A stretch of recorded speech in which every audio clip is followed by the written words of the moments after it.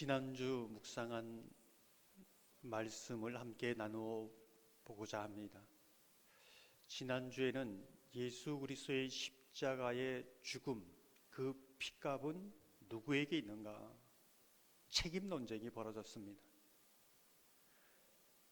이 책임 논쟁에 대해서 제사장들, 빌라도, 유다, 베드로 그 책임에 대한 반응은 서로 달랐습니다. 제사장들은 이 예수의 핏값에 대한 책임을 유다에게 떠넘깁니다. 너가 너희 스승을 은 30에 팔지 않았느냐? 너가 책임지라. 이렇게 말하고 있는 것이지요. 하지만 사실 제사장들이 예수님을 죽이려는 목적으로 유다에게 이 거래를 제안한 장본입니다. 책임을 떠넘긴다고 책임이 없어지는 건 아니지요. 빌라도는 어떻습니까? 빌라도는 모든 정황을 파악해 볼 때에 예수님이 무죄하다는 것을 알고 있었습니다. 제사장들과 서기관 백성들이 시기함으로 예수님을 죽이려고 했다는 것을 알고 있었지요. 그렇다면 예수님에 대해서 무죄를 선고해야 하는데 그렇게 하지 않았습니다. 유대 백성들이 예수가 왕이라고 하지 않느냐, 정치적 반역자가 아니냐, 이 카드를 꺼내들자 빌라도는 예수님을 죄인으로 만들어 버립니다. 그리고 예수의 핏값에 대한 책임을 백성들에게 떠넘기는 것이지요. 무죄한 예수님을 죄인으로 만들어버린 그 책임은 빌라도에게 있다는 겁니다. 그것을 유다 백성에게 떠넘긴다고 없어지는 것이 아니지요. 유다는 어떤가? 예수님의 핏값에 대한 책임을 자신의 것으로 받아들입니다. 그 책임을 온전히 자신이 감당하려고 하니까 감당할 수 없는 무게입니다. 그래서 그 무게를 못 이겨서 스스로 목숨을 끊습니다. 우리가 주목해서 보았던 것은 유다가 나그네의 묘지에 묻혔다는 사실입니다. 나그네의 묘지는 토기장이의 터입니다. 그릇을 만들다가 깨지고 조각나고 망가지면 버리는 곳이었습니다. 어쩌면 유다의 인생이 쓰다가 망가져서 버린 인생, 그러다가 나그네의 묘지에 묻힌 인생처럼 보이는 것입니다. 우리가 눈여겨보았다는 것은 베드로의 인생 26장 마지막과 또 27장 바로 이어서 유다의 인생을 의도적으로 기록하고 있다는 것이지요. 무슨 뜻입니까? 어쩌면 베드로도 유다처럼 망가진 인생입니다. 깨어진 인생입니다. 예수를 저주한 인생입니다. 나그네의 묘지에 묻힐 인생이지요. 그러나 그 결과는 너무나 달랐다는 것이지요. 베드로는 깨어진 인생, 망가진 인생, 그것을 주님의 손에 맡깁니다. 다시 갈아서 흙으로 만드시고 또 그것을 빚어서 더 멋진 그릇으로 만드시는 예수님을 신뢰했기 때문에 그렇습니다. 그 이후 베드로의 인생은 정말 이전보다도 더 복된 고귀한 인생, 교회 지도자여 수제자의 삶을 살아가는 것입니다. 성경은 이 이야기를 통해 저와 여러분에게 이렇게 질문하고 있습니다. 우리는 모두 예수의 핏값에 대한 책임을 가지고 있는 존재다.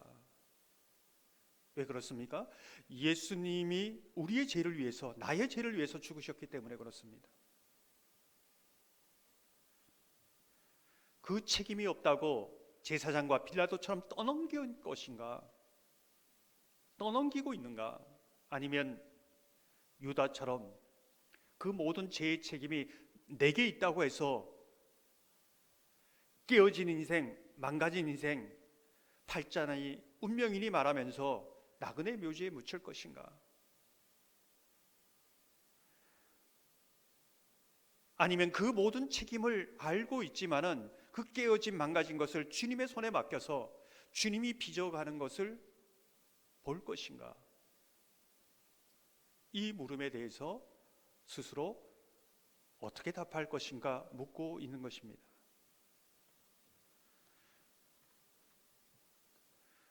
우리가 한 가지 짚고 넘어갈 부분들은 마가복음 2장에 보면은 중풍병자를 예수님이 고치신 사건이 나옵니다. 그때 서기관이 마음속으로 이렇게 말합니다. 그것이 무엇일까요? 마가복음 2장 6절 7절을 보면 어떤 서기관들이 거기에 앉아서 마음에 생각하기를 이 사람이 어찌 이렇게 말하는가? 신성 모독이로다. 오직 하나님 한 분 외에는 누가 능히 죄를 사하겠느냐? 누가 능히 죄를 사하겠느냐? 서기관은 누가 능히 죄를 용서해 줄 수 있는지 몰랐다는 겁니다. 누가 능히 죄를 사할 수 있느냐? 이거는 모든 인류의 절규입니다. 마치 빌립보에 있는 간수장이 어떻게 하면 구원을 얻을 수 있습니까? 이 또한 모든 인류의 외침이지요. 빌라도와 제사장들은 유다에게, 백성에게 이 죄를 떠넘기면 나는 죄가 없는 것처럼 생각합니다. 그렇지만 죄는 그대로 있는 것이지요. 유다처럼 스스로 이 죄값을 내가 담당하면 이 죄는 없어질 거라고 생각합니다. 그러나 죄는 그대로 있습니다. 그 죄를 용서할 수 있는 유일한 분은 예수 그리스도밖에 없다는 것을 말씀하고 있는 것이지요. 그 길밖에 없습니다. 베드로는 그것을 알고 믿고 나아갔다는 겁니다. 저와 여러분이 오직 예수 그리스도 이 한 분, 우리의 모든 죄를 용서하시는 그 분께 모든 것을 내어드림으로 진정한 용서의 자유를 누리는 한 분 한 분 되시기를 주님의 이름으로 축원합니다. 오늘 본문을 보면 예수 그리스도께서 엘렐리 라마 사박다니, 그 죽음의 현장, 나의 죄를 위해서 죽는 그 죽음의 현장, 그 죽음의 현장을 둘러싸고 어떤 일이 벌어지고 있는가를 오늘 본문이 말하고 있습니다. 이는 오늘도 예수 그리스도의 죽음과 부활의 복음이 선포되는 우리의 삶의 현장에서 어떤 일이 다양하게 벌어지고 있는가를 보게 합니다. 42절 43절을 보면 이스라엘의 왕이로다, 하나님의 아들이라 이렇게 말합니다. 이건 누가 하는 얘기지요? 로마 군병들이 하는 얘기입니다. 예수님을 향해서 하나님의 아들이 돼, 이스라엘 왕이라고 하잖아. 이 말하는 것이 틀린 말입니까? 진리입니다. 맞는 말입니다. 이것을 말하면서도 조롱합니다. 예수님을 핍박합니다. 믿지 않는 것이지요. 많은 사람들이 예수에 대해서 압니다. 말합니다. 그렇지만 조롱합니다. 핍박합니다. 요즘 가난한 성도들이 너무나 많지요. 예수를 믿으면 구원 얻는 거 압니다. 말하지만은 정말 믿느냐? 이 부분은 퀘스천입니다. 말하지만은 어떤 이유 때문에 예수의 몸된 교회로 나오지 않습니다. 정말 우리가 물어야 될 것은 수만 가지의 예수님 앞에 교회에 나오지 않을 이유를 가졌다 할지라도 예수라는 이 한 가지 이유 때문에 주님 앞에 나와 예배 가운데 나가야 되는 것이죠. 지금 여러 가지 이유가 하나님의 심판대 앞에서도 그 이유를 변명할 수 있는가? 그것은 스스로가 답해야 될 부분이라는 겁니다. 예수 그리스도의 십자가의 그 죽음의 현장에서는 또한 어떤 일이 일어나고 있는가? 35절을 보면 이렇게 말씀합니다.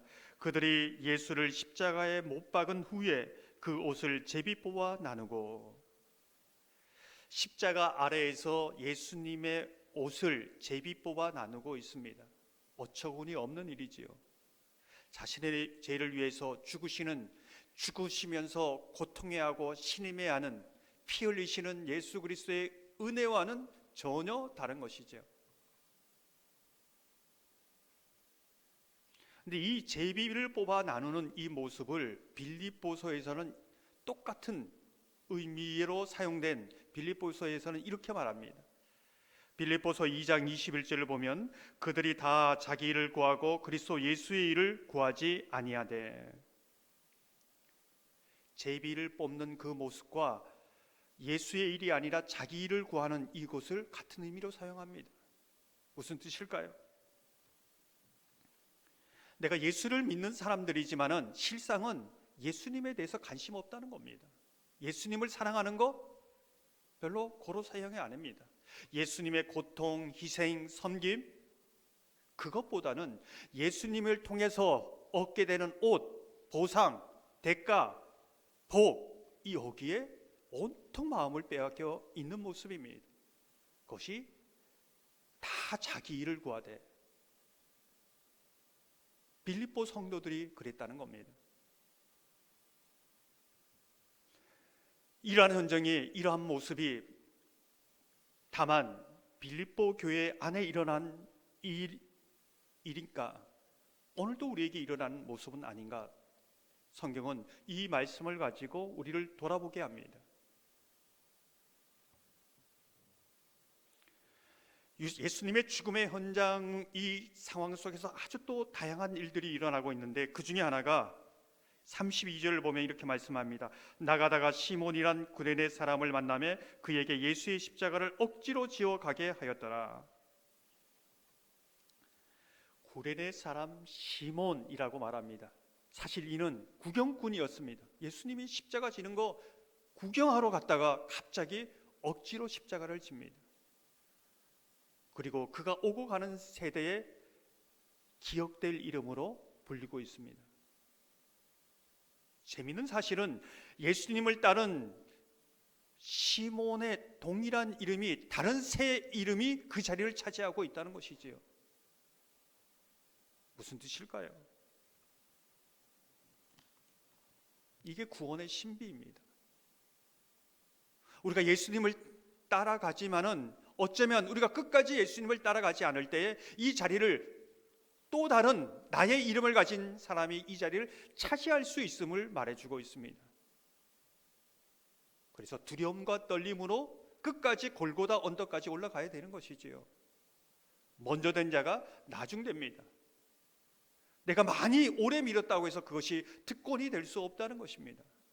이것을 이야기하고 있습니다. 이러한 구원의 신비는 오늘도 우리가 예수님을 믿는 이 현장 가운데 이루어지고 있는 사건이다, 이것을 말해주고 있는 것이지요. 예수님의 십자가의 죽음을 둘러싼 그 현장에는 어떤 일이 일어나고 있는가? 예수님을 중심으로 강도 둘이 십자가에 못 박혀 죽어가고 있습니다. 38절을 보면 이때에 예수와 함께 강도 둘이 십자가에 못 박히니 하나는 우편에 하나는 좌편에 있더라. 둘 다 죄인입니다. 그런데 한 강도는 구원을 받고 한 강도는 심판에 이릅니다. 어떻게 이것이 가능한 일인가? 우편 강도를 통해서 오늘 저와 여러분에게 성경이 말하고 있는 진리는 무엇인가를 묻게 되는 것이죠. 어떻게 평생 소위 말해서 쓰레기 인생 같은 그 인생을 살았는데, 이 사람이 어떻게 평생 그 성전에서 말씀을 가르치고 기도하고 했던 이 서리관과 바리새인 또 못 가는 이 천국에 들어갔는가? 영원히 하나님과 낙원에 거하는가? 이게 구원의 신비라는 겁니다. 구원에 대한 분명한 두 가지 조건을 말해주고 있습니다. 이 우편 강도를 통해서 말해주고 있는 것이지요. 첫째는 나는 누가 보아도 죄인이라는 겁니다.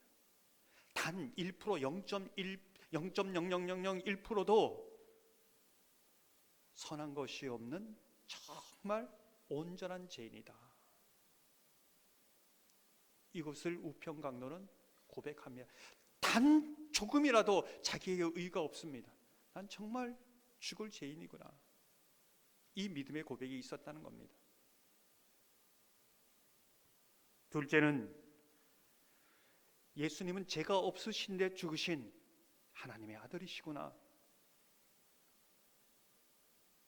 나의 죄를 용서하실 수 있는 분은 오직 예수님 한 분밖에 없구나. 이것을 전적으로 온전히 믿었다는 겁니다. 이게 구원의 조건입니다. 우편 강도가 보여주는 천국의 문이 열리는 사건입니다.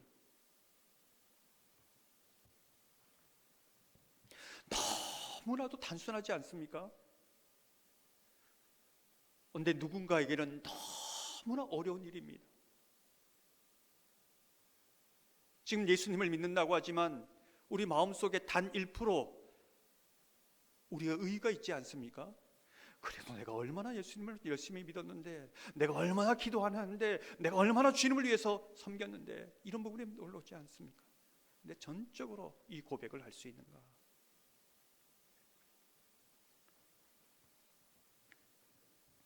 예수님을 중심으로 그 사람이 어떤 죄인이든, 정말 지금으로 보면 이 우편 강도는 강도 살인 서슴지 않고 했을 겁니다. 마치 뉴스에 나올 만한 그런 죄인일 겁니다.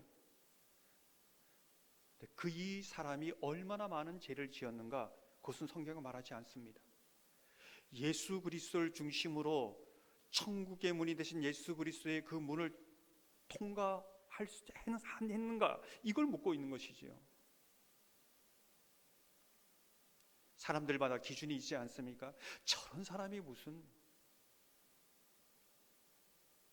예수님은, 오늘 이 성경은 그것을 말하지 않습니다.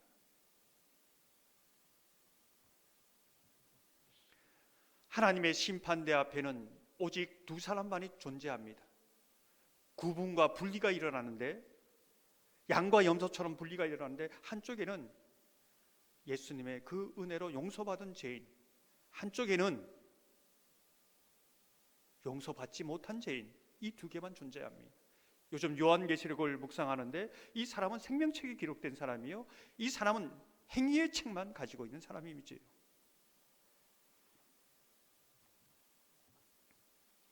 오늘 예수님의 그 십자가의 죽음, 십자가는 지금 말하고 있습니다. 그러나 이 다양한 사람 중에 우리는 어떤 사람인가를 보게 합니다.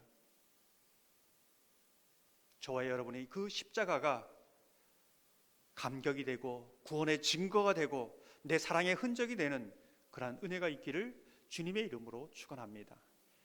이 시간 말씀을 생각하면서